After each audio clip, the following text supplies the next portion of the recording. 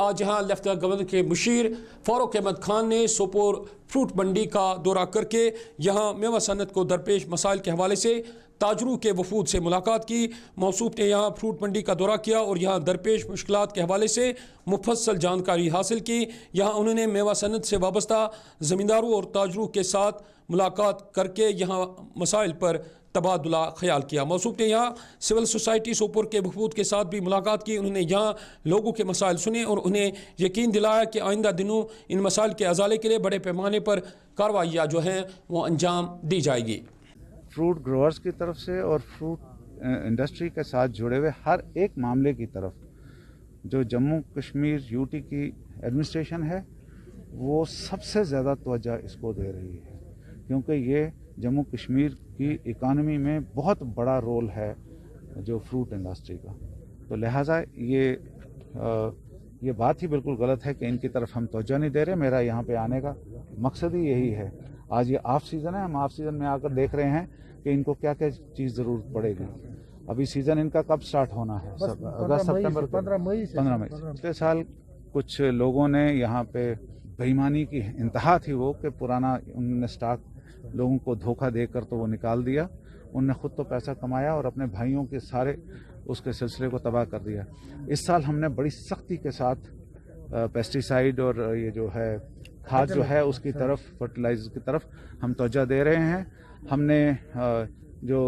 Government of India کی جو مانی ہوئی جو کمپنیز ہیں ان کو الاؤ کیا ہے، اور جو پرائیویٹ کچھ لوگ ہیں جن کو ہم نے الاؤ کیا وہ ٹیسٹنگ کے ساتھ ان کو الاؤ کیا، اور اس کے بعد میں آپ کے ذریعے سے بتا دینا چاہتا ہوں اور یہ خبر ان تک بھی پہنچنی چاہیے کہ ہم بیچ میں ان کے جو پرائیویٹ والے ہیں اور جو گورنمنٹ والے بھی ہیں ان کے بیچ میں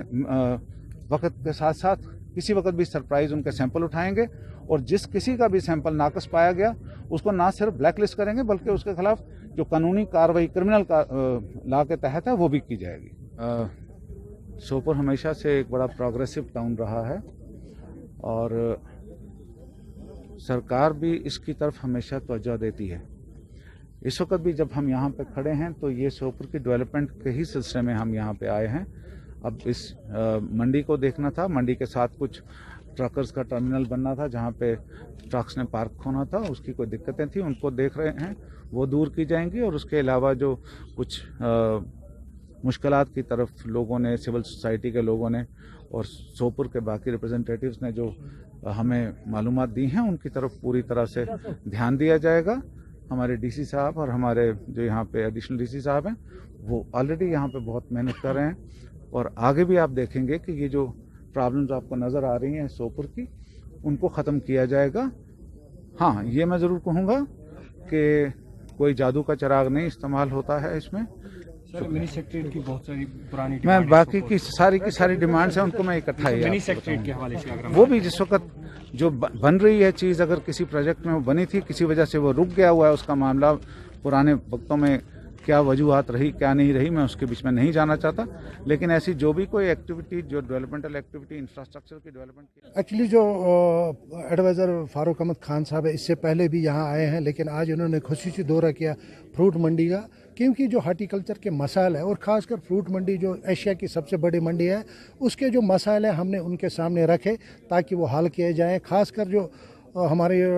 باغ سندری کا مسئلہ ہے ٹرک یارڈ کا، کیونکہ جامنگ ہو جاتے اس سے لوگ پریشان ہو جاتے، وہ ختم ہونا چاہیے۔ پیسٹیسائڈز فرٹیلائزر جو پچھلے سال جو خرابی ہوئی اور ہم نے ان کو کہا کہ سٹرک ان کے خلاف ایکشن لیا جائے تاکہ گروورز کو نقصان نہ ہو، اور دوسری بات ہم نے جو ہاں واٹر سپلائی اسکیم چل رہے ہیں اس کا جو کام ڈھیلا چل رہا ہے اس کو سرعت لائی جائے تاکہ یہاں پینے کی پانی کی جو پرابلم ہے وہ حل کی جائے۔ اور بھی بہت سارے مطالبات تھے جو ہم نے فاروق احمد خان صاحب کی نوٹس میں لائے، جیسے فلائی اوور کا مسئلہ ہے، اور بھی بہت سارے مسائل ہیں جو منڈی سے وابستہ گروور، خاص کر ہم نے اس پر زور دیا کہ KCC لون جو 3 لاکھ روپے تک کا ہے اس کو معاف کیا جائے تاکہ ایک بیسک گروور جو اس کو فائدہ پہنچے۔ اس کی نوٹس میں ہم نے اس سے پہلے بھی میں LG صاحب سے بھی ملا تھا، ہر کسی سے ملتے ہیں ہم، کیونکہ جو ہمارا امریکن 30% ایپل جو یہاں سے لوڈ ہو جاتا ہے بنگلہ دیش کے لیے، بنگلہ دیش گورنمنٹ ہم لوگ 9.5 لاکھ روپے جو ٹیکس لیتے ہیں، ہم نے ان سے اپنے میمورنڈم لیا کہ کم سے کم اس ٹیکس کو ختم کیا جائے تاکہ ایک بیسک گروور جو اس کو فائدہ مل جائے، کیونکہ ہمارا ڈبہ امریکن جو